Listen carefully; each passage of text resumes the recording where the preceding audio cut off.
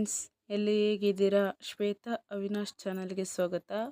ಬ್ಯಾಚುಲರ್ಸ್ಗೆ, ಬಿಗಿನರ್ಸ್ಗೆ ತುಂಬಾ ಹೆಲ್ಪ್ ಆಗುವಂಥ ರೆಸಿಪಿ ತೊಗೊಂಬಂದಿನಿ. ಹುಣಸೆಹಣ್ಣಿನ ಚಿತ್ರಾನ್ನ ತುಂಬಾ ಟೇಸ್ಟಿಯಾಗಿ ತುಂಬಾ ಚೆನ್ನಾಗಿರುತ್ತೆ. ನೀವು ನೋಡ್ತಾ ಇದ್ದೀರಲ್ಲ ಫ್ರೆಂಡ್ಸ್, ತುಂಬ ಹೆಂಗೆ ಟೇಸ್ಟಿಯಾಗಿ ಕಾಣಿಸ್ತಾ ಇದೆ.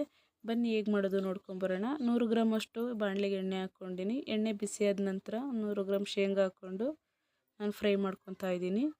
ಈ ಫ್ರೈ ಆಗಿರೋ ಶೇಂಗಾನೆಲ್ಲ ಒಂದು ಬೌಲಿಗೆ ಹಾಕ್ಕೊಂಡಿನಿ. ಅದಕ್ಕೇ ಸಾಸಿವೆ ಜೀರಿಗೆ ಹಾಕ್ಕೊಂಡಿನಿ.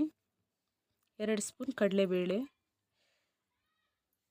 2 ಸ್ಪೂನ್ ಉದ್ದಿನಬೇಳೆ ಇದೆ.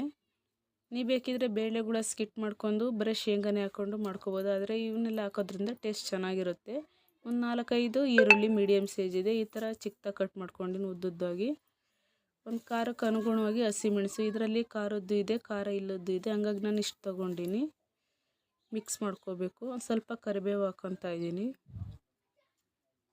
ಈ ಮಿಕ್ಸ್ ಆದ ನಂತರ ಟೊಮೊಟೊನೂ ಸಹ ಒಂದು ಮೀಡಿಯಮ್ ಸೈಜ್ ಚಿಕ್ಕದೊಂದು ಟೊಮೊಟೊ ಹಾಕ್ಕೊಂಡಿನಿ. ನೀವು ಬೇಕಿದ್ರೆ ಸ್ಕಿಪ್ ಮಾಡ್ಕೊಳ್ಳಿ. ಹುಣಸೆಹಣ್ಣಿನ ಚಿತ್ರಾನ್ನಕ್ಕೆ ಈ ಟೊಮೊಟೊ ಹಾಕೋದ್ರಿಂದ ಟೇಸ್ಟ್ ಚೆನ್ನಾಗಿರುತ್ತೆ ಅಂತೇಳಿ ಹಾಕ್ತಾ ಇರೋದು.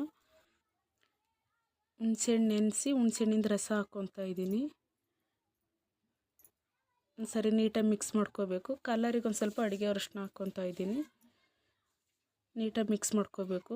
ಈಗ ಒಂದು ಸ್ವಲ್ಪ ಉಪ್ಪು ಆವಾಗಲೂ ಒಂದು ಸ್ವಲ್ಪ ಹಾಕಿದ್ದೆ, ಈಗ ಒಂದು ಸ್ವಲ್ಪ ಹಾಕಿದ್ದೀನಿ. ನೀಟಾಗಿ ಮಿಕ್ಸ್ ಮಾಡ್ಕೊಂಡು ಒಂದು ಸ್ವಲ್ಪ ಗೊಜ್ಜು ಎತ್ತಿಡ್ತಾ ಇದ್ದೀನಿ.